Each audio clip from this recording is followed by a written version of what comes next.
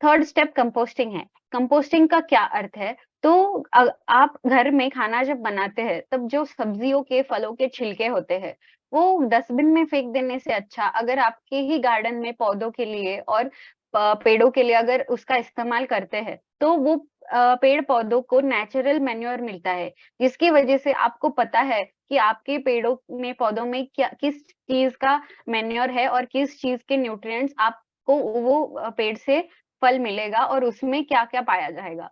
इसीलिए ये 3 चीज़ें अगर आप फ़ॉलो करते हैं, तो आप सस्टेनेबल होने की ओर एक कदम कदम बढ़ा रहे हैं। तो हमारे देश का सस्टेनेबल होने की ओर क्या रोल है? अगर देखा जाए तो हमारे देश में ऐसे कई इलाके हैं जहाँ पे आज भी लोग सस्टेनेबल मटेरियल का इस्तेमाल कर रहे हैं। यानी अगर आप गाँव की ओर जाते हैं, तो ऐसी बहुत सी चीज़ें हैं गाँव में जो इको फ्रेंडली है, जिससे धरती को कोई हानि नहीं होती। लेकिन अगर आप वही शहरों को कंपेयर करते हैं, तो उसके अल्टरनेटिव में शहर के लोग ज़्यादा प्लास्टिक का इस्तेमाल करते हैं।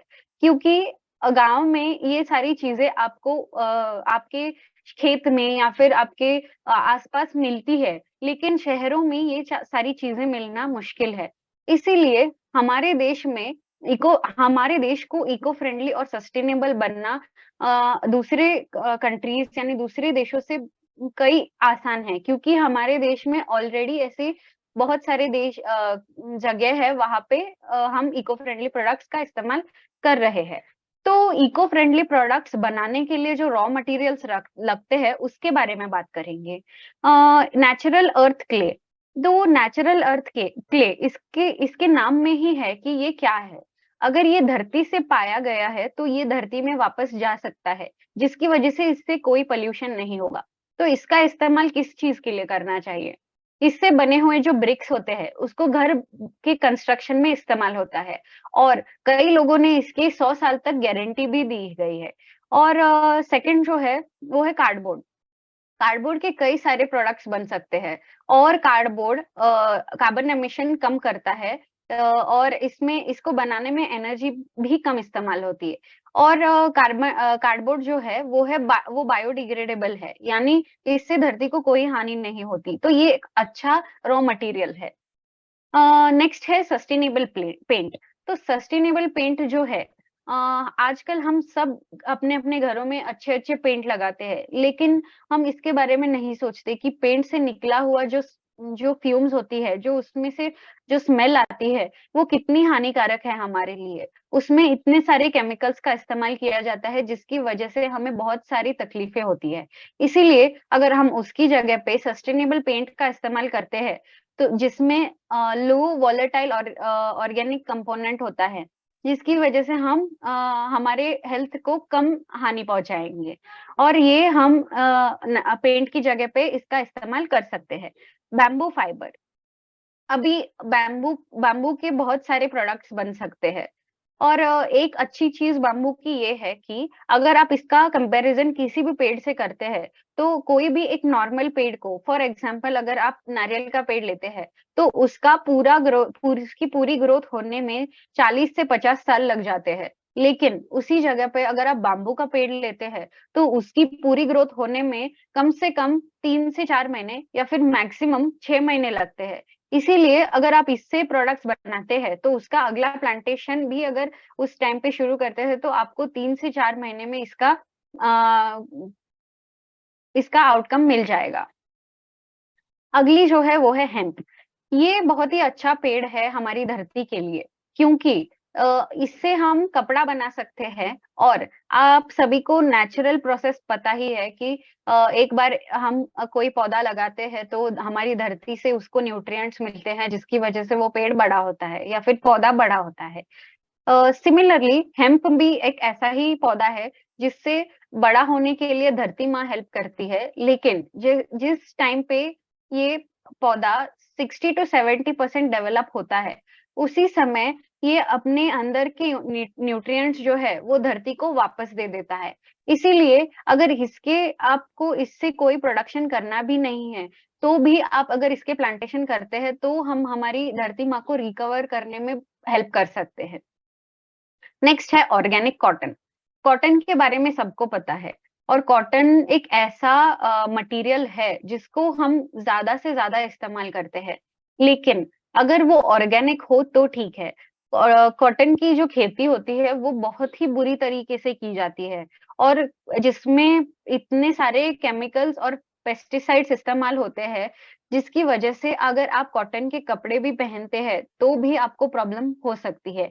इसीलिए ऑर्गेनिक तरीके से अगर हम कॉटन की खेती करते हैं तो वो बहुत ही ज़्यादा फ़ायदेमंद है। अगली जो है वो है सोयाबीन फैब्रिक। तो सोयाबीन फैब्रिक एक ऐसा प्रोडक्ट है जो फूड प्रोसेसिंग इंडस्ट्री में प्रोसेस होने के बाद जो रिमेनेंट, यानी जो बचा हुआ सोयाबीन प्रोसेस किया हुआ मटेरियल रहता है, उससे ये कपड़ा बनता है।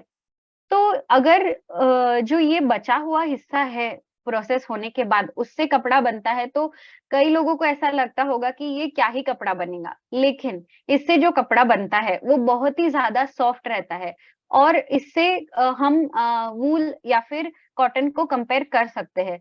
ये हमें बहुत ही ज़्यादा गर्म रखने में मदद करता है, और ये बहुत अच्छा टेक्सचर भी देता है कपड़ों को। नेक्स्ट है रिक्लेम्ड वूल। रिक्लेम्ड वूल को रिसाइक्ल्ड वूल भी कह सकते हैं। एक बार वूल के कपड़े हम जब पहन के फेंक देते हैं, तो उसका कोई इस्तेमाल नहीं करता। तो उसी को जब हम रिसाइकल करते हैं, तो उसको रिक्लेम्ड वूल बोलते हैं। और the energy used in reclaimed wool बहुत ज़्यादा कम है। जो हम नेचुरल वूल लेकर उसको प्रोसेस करते हैं, उसमें लगने से बहुत ही ज़्यादा कम एनर्जी रिक्लेम्ड वूल में लगती है। बायोकम्पोस्टेबल्स यानी बायोप्लास्टिक। ये जो बायोप्लास्टिक है, इसको बनाने के लिए 65% एनर्जी कम लगती है, जितना प्लास्टिक बनाने में एनर्जी लगती है। तो ये बायोप्लास्टिक्स जो है, ये डिग्रेडेबल है, यानी इससे धरती को कोई हानि नहीं होती। तो हम रेगुलरली जो प्लास्टिक इस्तेमाल करते हैं, उससे अच्छा अगर बायोप्लास्टिक का इस्तेमाल करें, तो वो बेहतर है। रिसाइक्ल्ड ग्लास। तो रिसाइक्ल्ड ग्लास क्या है? हम जो बॉटल्स घर में लाते हैं, या फिर सॉफ्ट ड्रिंक के जो कांच के बॉटल होते हैं, या फिर कोई भी कांच की बॉटल, एक बार उसका इस्तेमाल हो जाए तो उसको फेंक देते हैं। तो वही ग्लास को अगर हम रिसाइकल करते हैं, तो वहां पे भी हम एनर्जी सेव करते हैं। इतनी एनर्जी सेव होती है। और ये जो रिसाइकल करके जो बॉटल्स बनती हैं, ग्लास को रिसाइकल करके जो जार्स बनती हैं, वो 100% जैम बॉटल्स या फिर हनी बॉटल्स जो जार्स रहते हैं, उसमें इस्तेमाल इसका किया जाता है। रिसाइक्ल्ड पॉलिएस्टर फैब्रिक। तो ये बॉटल्स जो है, पेट बॉटल्स जिसको कहते हैं, हम एक बार मिनरल वाटर बॉटल अगर खरीदते हैं, एक बार पानी पीने के बाद वो बॉटल डस्टबिन में फेंक देते हैं। बहुत कम लोग होंगे जो सोचते होंगे कि ये बॉटल्स का क्या होता है। बहुत लोगों को पता है कि ये बॉटल्स रिसाइकल होती है, लेकिन रिसाइकल होकर इनका क्या होता है? तो ऐसे टेक्सटाइल इंडस्ट्री में आज इतनी बढ़ती हो गई है कि जो ये जो बॉटल्स है, इसको रिसाइकल करके इसके बहुत सारे प्रोडक्ट्स बनाए जाते हैं। जैसे इससे कपड़े बनते हैं, शूज़ बनते हैं, और इससे कई ऐसे प्रोडक्ट्स बनते हैं जो आप सोच भी नहीं सकते। अगली एल्यूमीनियम बॉटल्स है। एल्यूमीनियम बॉटल्स को हमें प्लास्टिक की बॉटल्स की जगह इस्तेमाल करना चाहिए, क्योंकि इसके बहुत सारे फायदे हैं। ये बॉटल्स लाइट वेट होती है, और दूसरे मेटल बॉटल्स यानी स्टील बॉटल्स की जैसे ये इसको जंग नहीं लगती, और ये हाईली ड्यूरेबल भी बॉटल्स है। इसीलिए हमें एल्यूमीनियम बॉटल्स का इस्तेमाल करना शुरू कर देना चाहिए। अगला जो है वो है रिसाइक्ल्ड पेपर। तो रिसाइक्ल्ड पेपर जो है, वो पेपर बनाने के लिए एनर्जी का कंजम्पशन, यानी हम जो एनर्जी इस्तेमाल करते हैं वो बहुत कम इस्तेमाल होती है। और अगर एक बार पेपर बनने के लिए जितने पेड़ कटते हैं, उसमें ही आप 3 से 4 बार वही पेपर इस्तेमाल कर सकते हैं। क्योंकि एक बार बनाया हुआ पेपर 4 से 5 बार रिसाइकल होता है।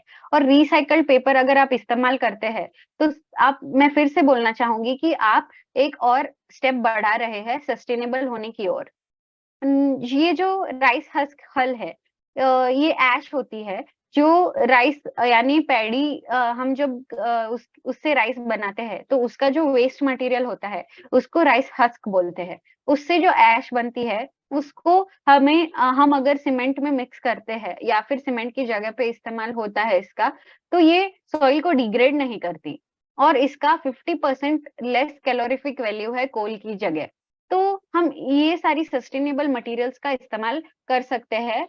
प्लास्टिक की अगर हम अल्टरनेटिव सोच रहे हैं तो ये सारे रॉ मटेरियल्स का हम इस्तेमाल कर सकते हैं।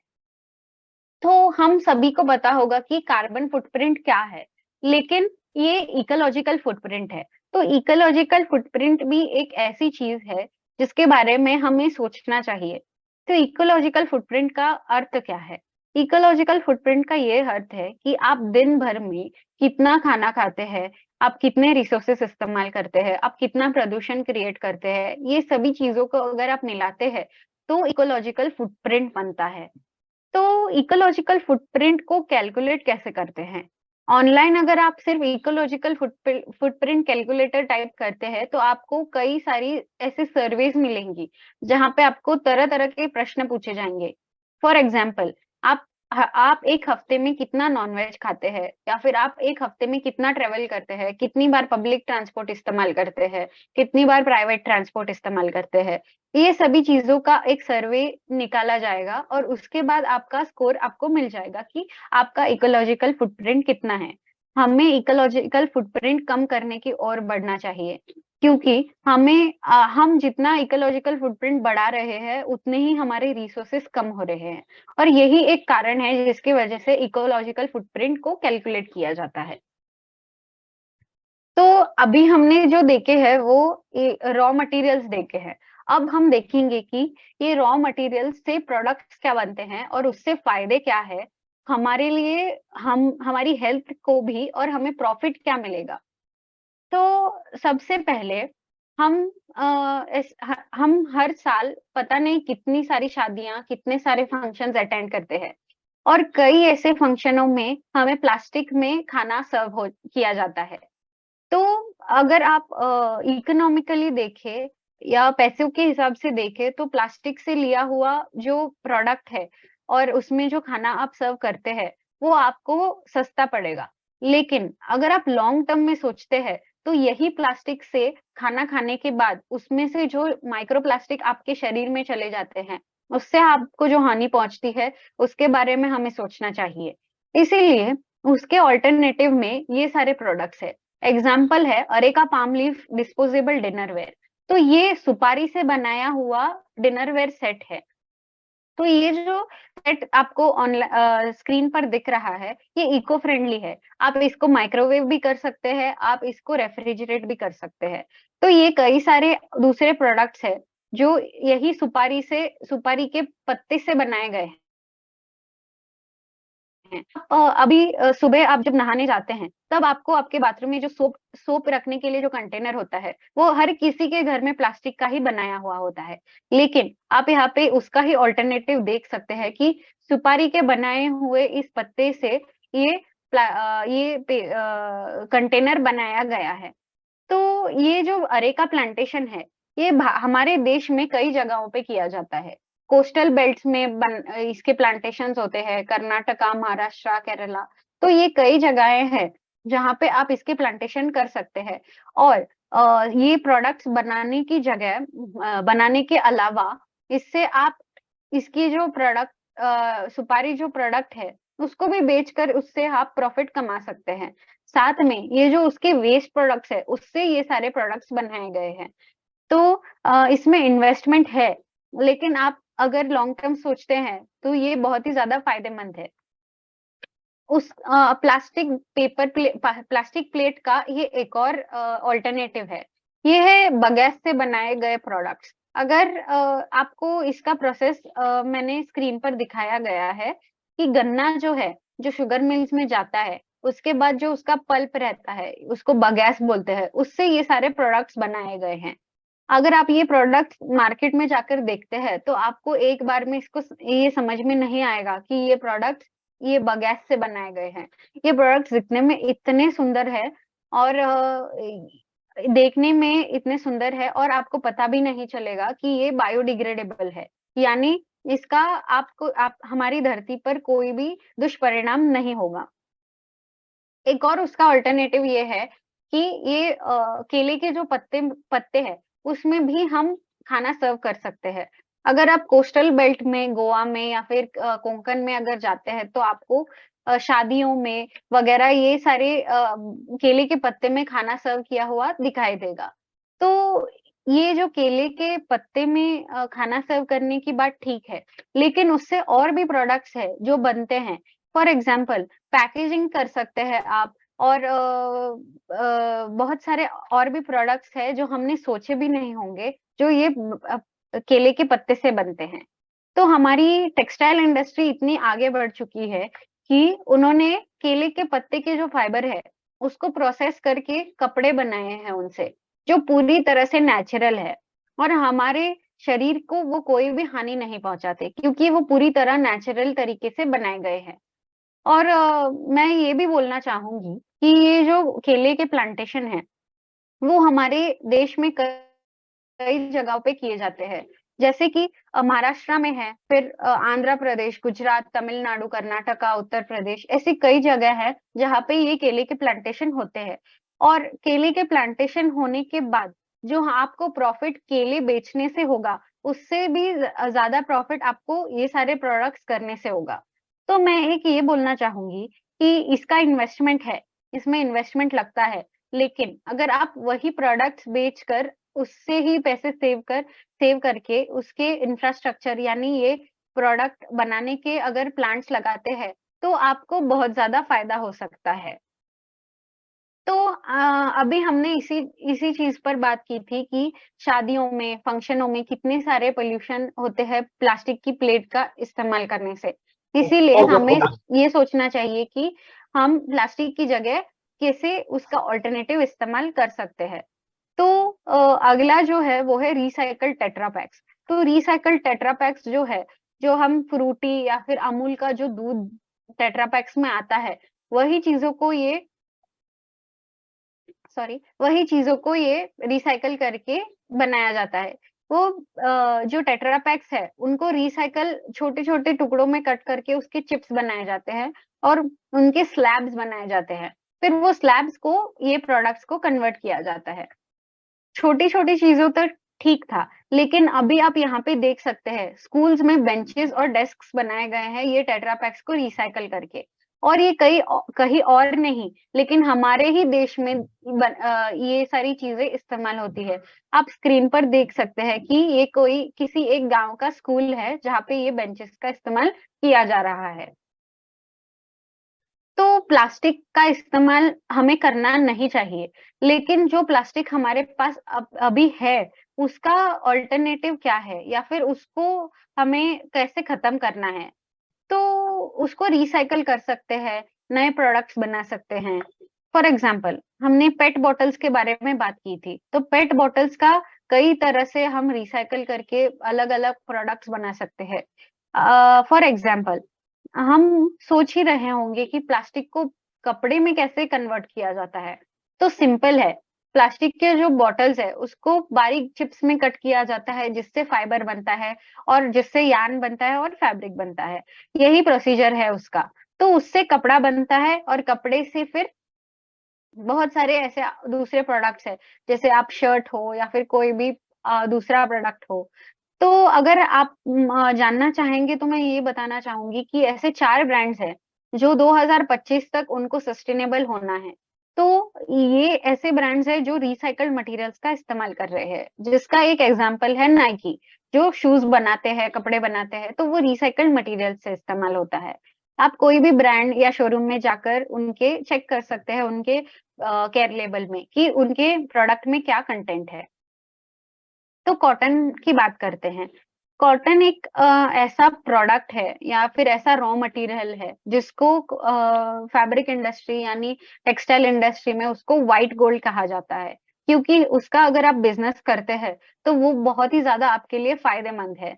लेकिन अगर वो ऑर्गेनिक तरीके से होता है, तो वो आपके लिए फ़ायदेमंद है।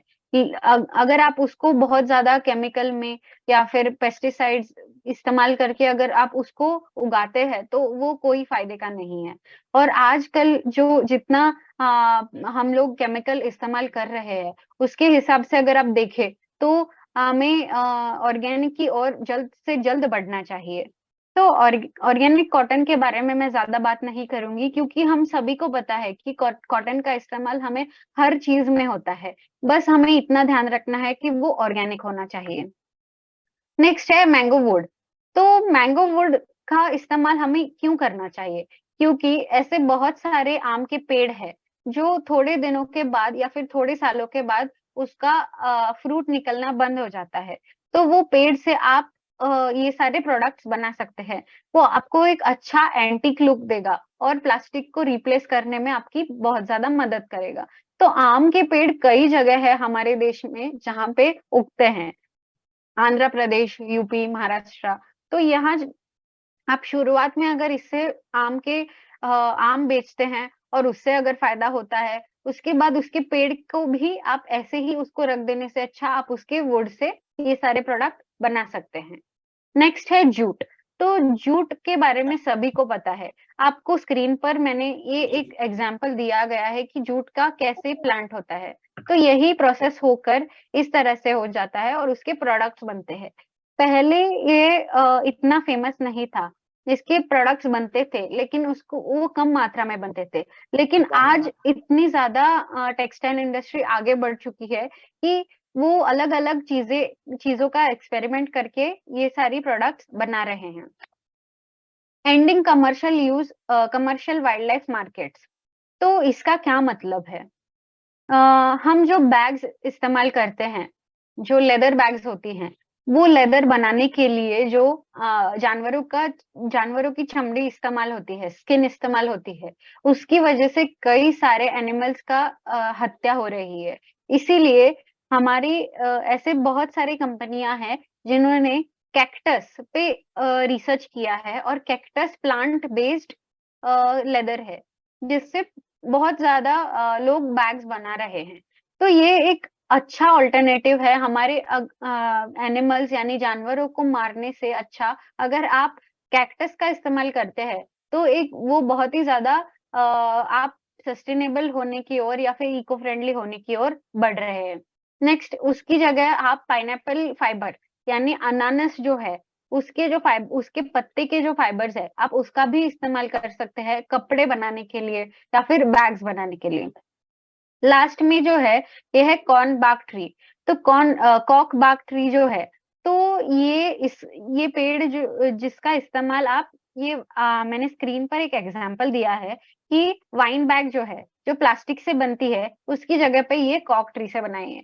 ये बहुत ही ज्यादा ड्यूरेबल मटेरियल है और आप इसका इस्तेमाल कई और चीजों के लिए कर सकते हैं। Eco friendly packaging material. Plastic में पैक करने से अच्छा अगर आप ये इको फ्रेंडली मटेरियल में पैकिंग करके देते हैं तो देने वाले जो आप है वो आप इको फ्रेंडली है ही, लेकिन आप अगले इंसान पर भी एक ऐसा इम्पैक्ट क्रिएट करते हैं जिसकी वजह से वो भी सोचता है कि हमें भी ऐसे करना शुरू कर देना चाहिए। अगर आप एक नया ऑफिस खरीद रहे हैं या फिर एक नया ऑफिस बना रहे हैं तो आपको स्टेशनरी की जरूरत तो जरूर पड़ेगी। लेकिन आजकल आप देखते हैं तो सारी स्टेशनरी मटेरियल्स जो है वो प्लास्टिक से बनाई गई है। हमारे पेन में प्लास्टिक ही मिला जाता है। लेकिन उसकी जगह अगर आप प्लांटेबल सीड स्टेशनरी इसका इस्तेमाल करते हैं तो आप सस्टेनेबल है। तो प्लांटेबल सीड स्टेशनरी का क्या अर्थ है? आप स्क्रीन पर देख सकते हैं कि ये जो पेंसिल्स है इसमें ऊपर के हिस्से में इसके बीज पाए गए हैं। तो पेंसिल का इस्तेमाल आप जब तक वो बड़ी है तब तक इस्तेमाल करते हैं, लेकिन जब वो इतनी छोटी हो जाती है तब आप जब उसको पकड़ नहीं पाते तो उसको फेंक देते हैं। तो उसी जगह पे अगर आप ये पेंसिल का इस्तेमाल करते हैं और ये फेंक देते हैं तो इससे पौधा उग कर आएगा, जिससे हमें हेल्प होगी। तो ये पेंसिल ही नहीं लेकिन इसका इस्तेमाल बुक्स में किया गया है। आपको प्लांटेबल बुक्स, पेन्स, कई चीजें ऐसी हैं जो मिलेंगी जो इको फ्रेंडली हैं। तो अपसाइकल्ड मटेरियल्स आप स्क्रीन पर देख सकते हैं बहुत सारी कलरफुल चीजें हैं, लेकिन ये बनाई किस चीज से गई हैं? जो आपके ही घर में खराब हुआ हुआ सामान है जिसको आप फेंक देना चाहते थे, उसी चीजों से ये जो सामान बनाया गया है वो अपसाइकल्ड मटेरियल्स कहते हैं उसको। फॉर एग्जाम्पल नीचे पे यहाँ पे जो ये सेट बनाया गया है, यहाँ पे कुर्सियां और टेबल है। तो ये जो बनाया है टायर्स से बनाया है। तो और आप सभी को पता ही है कि रबर रिसाइकल कर सकते हैं, लेकिन वो डिकम्पोज नहीं होता। तो आप रिसाइकल करने में एनर्जी खर्च करने से अच्छा अगर उससे ही घर में बैठने के लिए ऐसे कुर्सियां बनाते हैं, तो आप वहां पे एनर्जी सेव करते हैं। और भी एग्जांपल्स है, कप है, फूड प्रोसेस्ड फूड के कैन्स है, बॉटल्स है, कई सारी चीजें हैं जिसका आप अपसाइकल्ड मटेरियल्स के तौर पे इस्तेमाल कर सकते हैं। ये एक बड़ा एग्जाम्पल है जो हमें करना चाहिए। हम गणेश चतुर्थी के टाइम पे जो गणपति बप्पा अपने घर में लाते हैं, वो हमें मिट्टी के लाने चाहिए। बहुत सारे लोग हैं जो प्लास्टिक यानी प्लास्टर ऑफ पेरिस से बनाए हुए गणपति बप्पा अपने घर में लाते हैं। जब उसका विसर्जन हम करते हैं, तो विसर्जन के टाइम पे हमें जो वो प्लास्टर ऑफ पेरिस से बनाए हुए गणपति जी है, वो पानी में मिक्स नहीं होते, जिसकी वजह से हमारे महासागर या फिर कोई भी पानी का क्षेत्र जहाँ पे हम विसर्जन करते हैं, वो हम प्रदूषित करते हैं। इसीलिए अगर उसकी जगह पे हम इको फ्रेंडली गणपति बप्पा लाते हैं, तो वो हमारे धरती के लिए अच्छा है। यहाँ पे एक स्लोगन है, डिवोट डिसॉल्व और ग्रो। तो अगर हम इसको फॉलो करते हैं, तो ये एक अच्छा एग्जाम्पल हम सेट करते हैं। तो ये जो एग्जाम्पल है, ये गणपति बप्पा जब बनाए जाते हैं तब उसमें बीज डाले जाते हैं। तो विसर्जन जब होता है तो ऐसे पौधा उगकर आता है। Earthen clay pot for cooking, इसके बारे में ज्यादा बोलने की जरूरत नहीं है, क्योंकि ज्यादा लोग मिट्टी के बर्तन का इस्तेमाल करते हैं। गांव के लोग इसका ज्यादा इस्तेमाल करते हैं, लेकिन आजकल ट्रेंड शुरू हो गया है, जिसकी वजह से शहरों के भी लोग कुकिंग अर्दन पॉट यानी क्ले के बर्तनों में इसका कुकिंग कर रहे हैं। तो रिज गार्ड बाथ स्क्रबर, ये एक ऐसी चीज है जिसका इस्तेमाल हमें करना तुरंत शुरू कर देना चाहिए, क्योंकि हम नहाते समय जो लूफा का इस्तेमाल करते हैं, वो पूरी तरह प्लास्टिक का बनाया गया होता है। लेकिन ये रिज गार्ड का अर्थ ये है, उसको मराठी में दोड़का बोलते हैं, और वो उसको हिंदी में तोरई कहते हैं। तो ये तोरई से बनाया गया जो स्क्रबर है, इसका हमें इस्तेमाल करना चाहिए। तो ये इको फ्रेंडली है, नेचुरल है, हमारी स्किन को कोई प्रॉब्लम नहीं करेगा।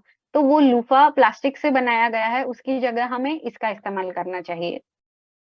यूटेंसिल स्क्रबर, ये जो है वो कोकोनट यानी नारियल का जो कॉयर रहता है, उससे ये स्क्रबर बनाया जाता है।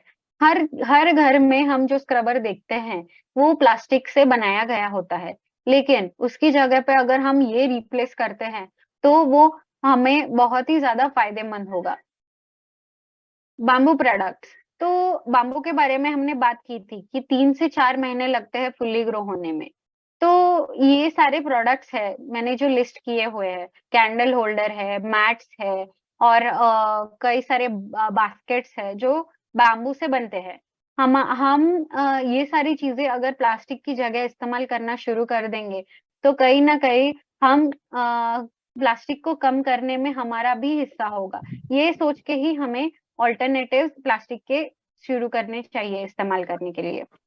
तो एडवांटेजेस क्या है कस्टमर्स को, ये कॉस्ट इफेक्टिव है, यानी अगर आप ज्यादा पैसे खर्च करके ये चीजें खरीदते हैं, तो आपको इफेक्टिव ज्यादा टाइम तक ये चीजें आती हैं। यानी आप एक बार इन्वेस्ट करते हैं तो ये लॉन्ग टर्म के लिए आपको इस्तेमाल कर सकते हैं।